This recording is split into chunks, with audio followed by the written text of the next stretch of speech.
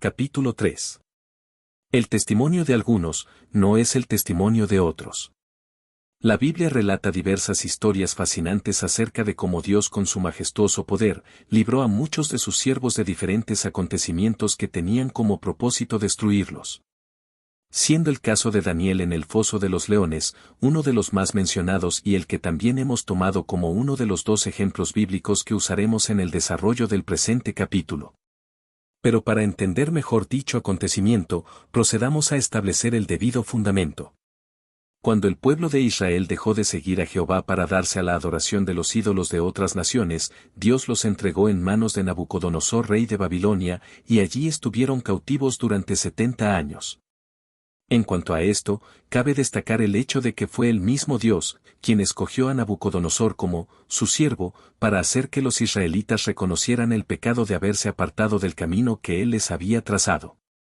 Ver Jeremías 27, 5, 9. Previo a este acontecimiento, Dios a través de sus fieles profetas había advertido durante muchos años a la nación de Israel que se apartara de sus malos caminos, pero ellos no hicieron caso.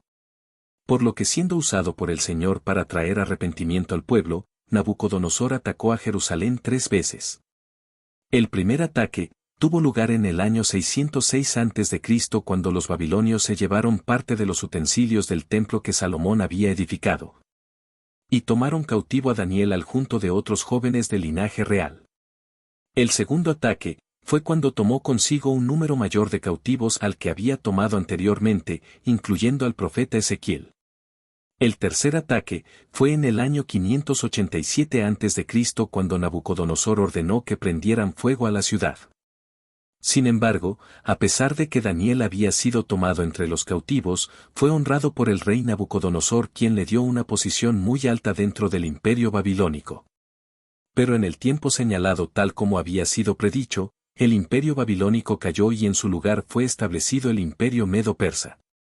Sin embargo, Daniel en ambos imperios mantuvo un puesto de suma importancia dentro del palacio, cumpliendo fielmente sus tareas para el bien del gobierno y dando buen testimonio acerca de Dios. Pero tal como la Biblia lo revela, todo trabajo y toda obra excelencia despierta la envidia del hombre contra su prójimo, ver Eclesiastés 4:4, y el caso de Daniel no fue la excepción. Observemos. Pareció bien a Darío constituir sobre el reino 120 sátrapas que gobernasen en todo el reino. Y sobre ellos, 3 gobernadores de los cuales Daniel era uno, a quienes estos sátrapas diesen cuenta, para que el rey no fuese perjudicado. Pero Daniel mismo era superior a estos sátrapas y gobernadores, porque había en él un espíritu superior, y el rey pensó en ponerlo sobre todo el reino. Entonces los gobernadores y sátrapas buscaban ocasión para acusar a Daniel en lo relacionado al reino, mas no podían hallar ocasión alguna o falta, porque él era fiel, y ningún vicio ni falta fue hallado en él. Entonces dijeron aquellos hombres: no hallaremos contra este Daniel ocasión alguna para acusarle, si no la hallamos contra él en relación con la ley de su Dios. Entonces estos gobernadores y sátrapas se juntaron delante del rey, y le dijeron así: Rey Darío, para siempre vive. Todos los gobernadores del reino, magistrados, sátrapas, príncipes y capitanes han acordado por consejo que promulgues un edicto real y lo confirmes.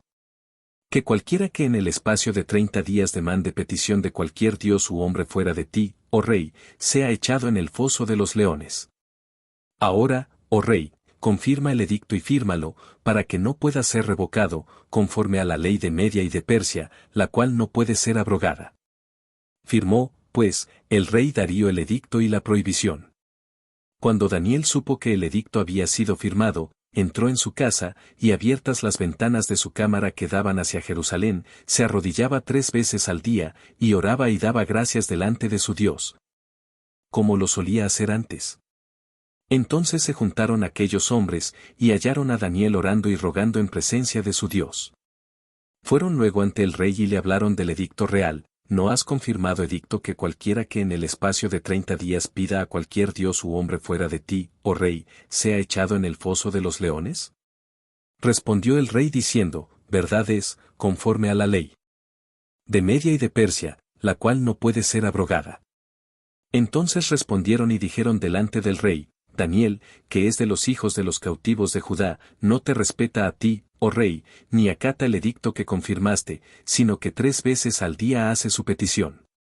Cuando el rey oyó el asunto, le pesó en gran manera, y resolvió librar a Daniel, y hasta la puesta del sol trabajó para librarle. Pero aquellos hombres rodearon al rey y le dijeron, sepas, oh rey, que es ley de Media y de Persia que ningún edicto u ordenanza que el rey confirme puede ser abrogado. Entonces el rey mandó, y trajeron a Daniel, y le echaron en el foso de los leones. Y el rey dijo a Daniel, el Dios tuyo, a quien tú continuamente sirves, él te libre. Y fue traída una piedra y puesta sobre la puerta del foso, la cual selló el rey con su anillo y con el anillo de sus príncipes, para que el acuerdo acerca de Daniel no se alterase. Luego el rey se fue a su palacio, y se acostó ayuno, ni instrumentos de música fueron traídos delante de él, y se le fue el sueño. El rey, pues, se levantó muy de mañana, y fue apresuradamente al foso de los leones. Y acercándose al foso llamó a voces a Daniel con voz triste, y le dijo, Daniel, siervo del Dios viviente, el Dios tuyo, a quien tú continuamente sirves, ¿te ha podido librar de los leones? Entonces Daniel respondió al rey, oh rey, vive para siempre. Mi Dios envió su ángel, el cual cerró la boca de los leones, para que no me hiciesen daño, porque ante él fui hallado inocente, y aún delante de ti, oh rey, yo no he hecho nada malo. Entonces se alegró el rey en gran manera a causa de él, y mandó sacar a Daniel del foso, y fue Daniel sacado del foso, y ninguna lesión se halló en él, porque había confiado en su Dios. Y dio orden el rey, y fueron traídos aquellos hombres que habían acusado a Daniel, y fueron echados en el foso de los leones ellos, sus hijos y sus mujeres, y aún no habían llegado al fondo del foso. Cuando los leones se apoderaron de ellos y quebraron todos sus huesos. 6:1-24. En este pasaje, podemos observar varios elementos importantes. Pero con el fin de enfocar mejor nuestro punto, procederemos a resaltar solo 3. Dios siempre nos otorga lo que necesitamos para dar cumplimiento cabal al propósito que nos ha asignado. Vers 6:3. El hecho de tener un espíritu superior al de los que estaban con él, jamás llevó a Daniel a sentirse autosuficiente. Vers 6:10. Los ataques que Dios decide no impedir que lleguen a nosotros, es porque los utilizará para sacar de ellos un glorioso testimonio. Vers 6, 26, 28. Y precisamente el hecho de Dios permitir que Daniel fuera echado en el foso de los leones, fue lo que sirvió de puente para que su poder fuera reconocido en todo aquel imperio. El que de no haber sido testigo de tan maravilloso acontecimiento, se hubiese mantenido endurecido en cuanto al modo como debían ver a Dios. Entonces el rey Darío escribió a todos los pueblos, naciones y lenguas que habitan en toda la tierra, paz os sea multiplicada. De parte mía es puesta esta ordenanza, que en todo el dominio de mi reino todos teman y tiemblen ante la presencia del Dios de Daniel, porque Él es el Dios viviente y permanece por todos los siglos. Y su reino no será jamás destruido, y su dominio perdurará hasta el fin. Él salva y libra, y hace señales y maravillas en el cielo y en la tierra, Él ha librado a Daniel del poder de los leones. Versículos 25-27. Lo acontecido con Daniel en este relato, una vez más deja perfectamente claro que Dios tiene todo el poder para librarnos de cualquier adversidad, por más terrible que ésta sea. Sin embargo, no todos los testimonios terminan igual y el modo como Dios decide dar fin a las situaciones que atravesamos, no depende del amor que Él nos tiene, sino de lo que Él quiere extraer de las adversidades que enfrentamos. En este punto quizás pensarás, pero no es justo que Dios me utilice para llevar a cabo sus planes sin buscar primero mi bienestar. Es aquí donde se hace necesario recordar lo que la Biblia nos dice con respecto a esto. Sabed que el Señor es Dios, Él nos ha hecho y a Él pertenecemos. Salmo 100:3. A todos los que llevan mi nombre. Yo los he creado. Yo los formé y los hice para gloria mía. Isaías 43:7. Ahora bien, es posible que al leer esto pienses, ¿y qué hay de lo que establece el profeta Jeremías, diciendo que los planes del Señor son para bien y no para mal? Jer. 29:11. En cuanto a esto te diré. que a veces esos planes de bien suelen ser totalmente diferentes a lo que comúnmente nosotros consideramos como bienestar. En otras palabras, el bien de Dios puede manifestarse de modo muy diferente a lo que la mente limitada del humano suele llamar planes buenos. Y solo un corazón entendido y dispuesto a dejarse usar para llevar a cabo el propósito absoluto del Señor será capaz de entenderlo. A esto hace referencia el apóstol Pablo al decir: porque para mí el vivir es Cristo, y el morir es ganancia. Mas si el vivir en la carne resulta para mí en beneficio de la obra, no sé entonces qué escoger. Porque de ambas cosas estoy puesto en estrecho, teniendo deseo de partir y estar con Cristo, lo cual es muchísimo mejor, pero quedar en la carne es más necesario por causa de vosotros. Filipenses 1, 21, 24. Al hacer una paráfrasis de lo dicho por el apóstol Pablo, obtenemos lo siguiente. Para mí el vivir es Cristo. El centro de mi vida es Cristo y a Él le he dado la supremacía de mi existencia. El morir es ganancia. La muerte no representa para mí ninguna pérdida. Porque partir y estar con Cristo me resulta ser mucho mejor. Mas si el vivir en la carne resulta para mí en beneficio de la obra, no sé entonces qué escoger. Pero no quiero que lo que vaya a pasar conmigo dependa de mis deseos personales, sino que haga el Señor conmigo lo que vaya acorde con su perfecta voluntad y con lo que sea mejor para el beneficio de su obra. Por tanto, el bienestar de Dios se manifiesta en cada uno de nosotros de forma diferente y de acuerdo al propósito específico que Él haya trazado para cada situación. Y ni aun la muerte puede ser amenaza para aquellos que han asimilado esta verdad, porque, si vivimos, para el Señor vivimos, y si morimos, para el Señor morimos. Sea que vivamos o que muramos, del Señor somos. Romanos 14:8. El caso de Esteban. Un testimonio diferente. Luego de observar el poderoso testimonio de Daniel, pasemos a considerar otro testimonio igual de glorioso, pero con un desenlace diferente. Se trata de un personaje a quien la Biblia describe como un fiel hombre de Dios, lleno de fe y del Espíritu Santo. Su nombre era Esteban, acerca de quien se nos revela nada sobre su vida personal, nada se nos dice acerca de sus padres, sus hermanos, o de si tuvo esposa o hijos. Pero el texto sagrado sí se ocupa en detallar lo que es realmente importante para dejar establecido el modo como este hombre dio gloria a Dios con su vida, siendo fiel en todo lo que hacía. Aun cuando dicha fidelidad representó el hecho de tener que hacer frente a la misma muerte. Veamos de forma más amplia este cuadro, en su contexto. Luego de haber llevado a cabo su misión en la tierra, justo antes de ascender al cielo, Jesús dijo a sus discípulos: recibiréis poder, cuando haya venido sobre vosotros el Espíritu Santo, y me seréis testigos en Jerusalén, en toda Judea, en Samaria, y hasta lo último de la tierra. Hechos 1:8. Cuando llegó el día de Pentecostés, estaban todos unánimes juntos. Y de repente vino del cielo un estruendo como de un viento recio que soplaba, el cual llenó toda la casa donde estaban sentados, y se les aparecieron lenguas repartidas, como de fuego, asentándose sobre cada uno de ellos. Y fueron todos llenos del Espíritu Santo, y comenzaron a hablar en otras lenguas, según el Espíritu les daba que hablasen. Y el Señor añadía cada día a la iglesia los que habían de ser salvos. Hechos 2, 1, 4, 47. A raíz de tal manifestación del mover de Dios a través de su Santo Espíritu, la iglesia primitiva crecía vertiginosa e imparablemente. De modo que los discípulos debieron comenzar a tomar medidas contundentes para cubrir las demandas de tal crecimiento, siendo una de estas medidas escoger a 7 hombres piadosos, llenos del Espíritu Santo y de sabiduría para distribuir alimentos a las viudas, entre los cuales estaba Esteban. Por otro lado, acerca de Esteban la Biblia también nos dice que estaba lleno de gracia y de poder, y que hacía grandes prodigios y señales entre el pueblo, Berech 6:8. Pero tal como vimos en el caso de Daniel, cada nivel de gloria viene acompañado de sus respectivos desafíos. Entonces se levantaron unos de la sinagoga llamada de los libertos y de los de Cirene, de Alejandría, de Cilicia y de Asia, disputando con Esteban. Pero no podían resistir a la sabiduría y al espíritu con que hablaba.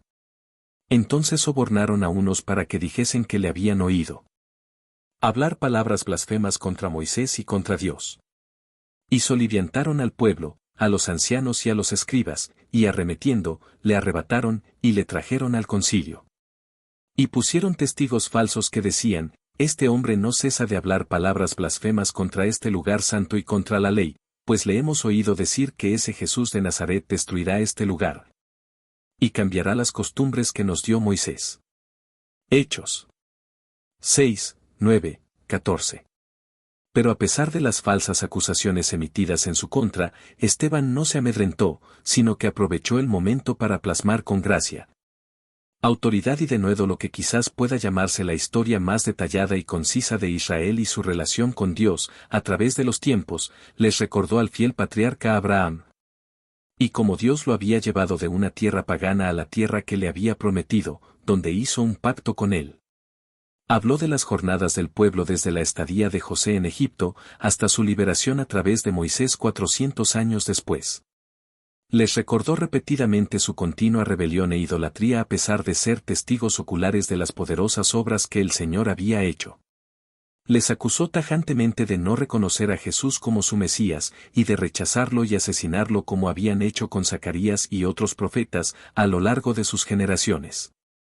Naturalmente, estas acusaciones, aunque eran absolutamente ciertas, no fueron bien recibidas por los judíos, quienes al escuchar todo lo que Esteban había expuesto, se enfurecieron a tal punto que crujían los dientes contra él. Pero Esteban, lleno del Espíritu Santo, puestos los ojos en el cielo, vio la gloria de Dios, y a Jesús que estaba a la diestra de Dios, y dijo, He aquí, veo los cielos abiertos. Y al Hijo del Hombre que está a la diestra de Dios. Ver 7, 55, 56. Al escuchar tal declaración, lo consideraron blasfemo, y lo sentenciaron a muerte por lapidación, tal como lo establecía la ley de Moisés. Entonces ellos, dando grandes voces, se taparon los oídos, y arremetieron a una contra él. Y echándole fuera de la ciudad, le apedrearon, y los testigos pusieron sus ropas a los pies de un joven que se llamaba Saulo.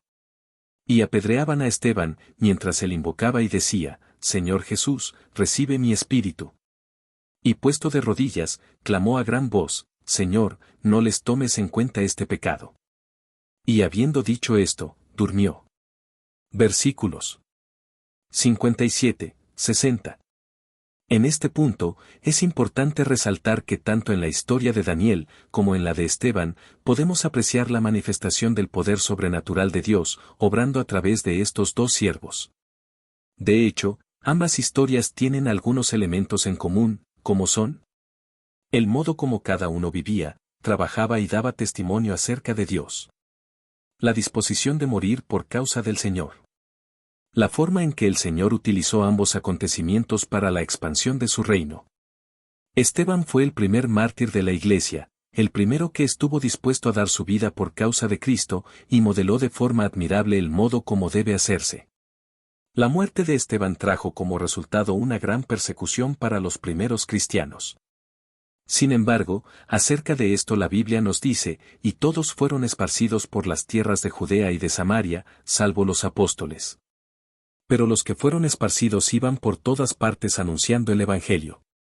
Hechos 8, 1, 4. En otro orden, muchos comentaristas consideran que el modo como Esteban glorificó a Dios y dio testimonio de su fe, tuvo cierto efecto en el corazón de quien en ese momento fue uno de los que contribuyó con su muerte, pero que más adelante pasó a ser el hombre que Dios usó para escribir más del 40% de todo el Nuevo Testamento, su nombre, el apóstol Pablo. Sin embargo, al leer esto quizás pienses, pero, si Dios los amaba a ambos, ¿por qué libró a Daniel de la muerte y a Esteban no? La causa de esto es que, en ocasiones, dar cumplimiento al propósito que Dios tiene con nosotros, va mucho más allá de solo ser librados para mantenernos enlazados a lo que es temporal. En otras palabras, a veces Dios nos libra a modo temporal, como en el caso de Daniel, a quien decidió extender sus días en la tierra, y en otras ocasiones libra permanentemente, como lo hizo con Esteban, a quien Dios permitió que le lapidaran, dándole con esto un pase a la eternidad, donde para las piedras o cualquier otro tipo de ataque, se volvió inalcanzable. En conclusión, no todos los testimonios terminan igual. Pero cuando reconocemos que no vivimos para nosotros, sino para glorificar al Señor con nuestra vida, el modo como terminan los acontecimientos que tenemos que enfrentar, no nos vuelve ansiosos. Tal como expresa el apóstol Pablo en el pasaje siguiente. ¿Podrá algo separarnos del amor de Cristo? Ni las dificultades, ni los problemas, ni las persecuciones, ni el hambre, ni la desnudez, ni el peligro, ni tampoco la muerte. Porque así está escrito, por ti estamos siempre en peligro de muerte, nos tratan como si fuéramos ovejas que van al matadero. Más bien, en todo esto salimos más que victoriosos por medio de Dios quien nos amó. Pues estoy convencido de que ni la muerte ni la vida, ni los ángeles ni los poderes diabólicos, ni lo presente, ni lo que vendrá en el futuro, ni poderes espirituales, ni lo alto ni lo profundo, ni ninguna otra cosa creada podrá separarnos del amor de Dios que se encuentra en nuestro Señor Jesucristo. Romanos 8, 35, 39. Principios del capítulo.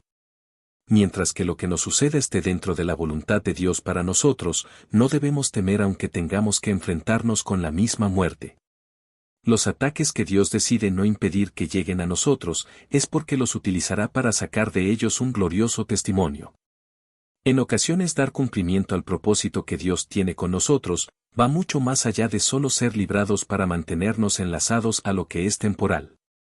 No todos los testimonios terminan igual y el modo como Dios decide dar fin a las situaciones que atravesamos, no depende del amor que Él nos tiene, sino de lo que Él quiere extraer de las adversidades que enfrentamos. La bondad de Dios puede manifestarse de modo muy diferente a lo que la mente limitada del humano suele llamar planes buenos.